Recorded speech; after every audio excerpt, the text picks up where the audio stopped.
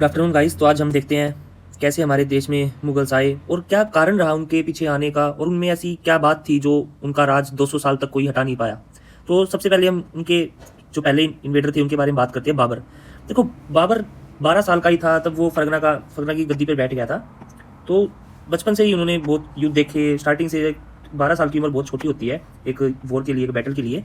तो तभी से उनको पता चल गया था कि कैसे लड़ाइयाँ जीती जाती है, कैसे करी जाती हैं। उसको ज़बरदस्ती वहाँ पे, जैसे सेंट्रल एशिया में 2-3 डायनेस्टीज़ रहती थी, तो वहाँ पे उनके आपसी कारण की वजह से इनको वहाँ से ज़बरदस्ती वहाँ से फोर्सफुली निकाल दिया गया और इन्होंने आगे 1504 में काबुल में आके बैठ गए। बहुत कोशिश भी करी उन्होंने वापस अपना होमलैंड पे जाने की बहुत कोशिश करी उन्होंने कि उनको कैसे ना कैसे करके वो अपना होमलैंड फिर से कंकेयर कर लें, पर अनफॉर्चुनेटली ऐसा हो नहीं पाया। फिर जब सब कई बुक्स में भी लिखा जाता है कि बाबर क्यों इंडिया आया, ऐसा क्या रीज़न था बाबर को इंडिया की तरफ आना पड़ा, तो बोला जाता है, कुछ बुक्स में लिखा भी है कि जब काबुल में रह के बाबर अपना वहाँ पे वापस जाना चाहता था तो उसकी आर्मी का जो एक्सपेंसेस, उसकी एडमिनिस्ट्रेटिव एक्सपेंसिव, उनका खर्चा नहीं हो पा रहा था, तब उन्हें इंडिया की तरफ इंडिया नज़र आया। तो उसी टाइम में एक ऐसी अपॉर्चुनिटी मिली उनको लोडी एम्पायर में।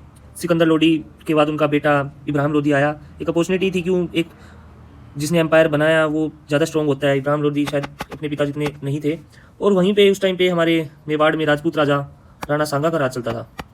तो ऐसी प्रॉब्लम से निकलने के लिए बाबर ने इंडिया में अटैक प्लान करा। वहाँ पे देखो, वो कभी चाहते ही नहीं थे कि कभी इंडिया में अपना किंगडम एस्टैब्लिश करें। वो सर्कमस्टांसेस, सिचुएशंस ऐसी हुई कि बाबर मजबूर हो गए, उनको अपॉर्चुनिटीज़ ऐसी मिल गई कि उन्हें वहाँ पे फ़ायदा नजर आने लग गया।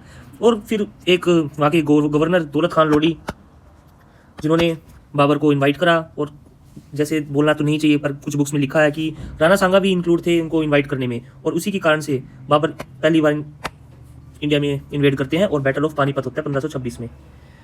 और फिर सबको ये उम्मीद थी कि अब बाबर ये एम्पायर के बैटल के बाद वापस चल जाएंगे, पर ऐसा नहीं हुआ। बाबर फिर पीछे नहीं हटे और फिर स्टार्ट होता है बैटल ऑफ खनवा 1527 में। आप पूरी वीडियो देखने के लिए आप चैनल को सब्सक्राइब करें और कमेंट करें। Okay, thank you guys.